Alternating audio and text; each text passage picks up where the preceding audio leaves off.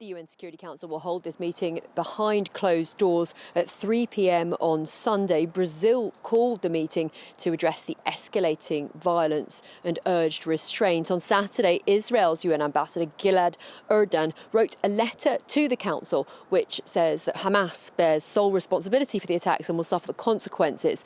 It also says that the state of Israel will act in any way necessary to protect its civilians. UN Secretary-General Antonio Guterres condemned the attacks by Hamas. He's urged all diplomatic efforts to stop the violence from spreading further and expressed deep concern for the civilian population. He emphasised that civilians must be respected in accordance with international humanitarian law.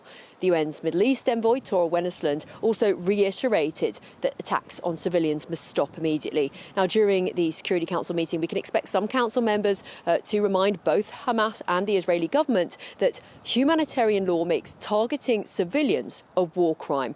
The US ambassador to the UN, Linda Thomas-Greenfield, said ahead of the meeting that she's outraged and horrified by the brutal attacks by Hamas terrorists against Israel, and she said that the US stands firmly with Israel.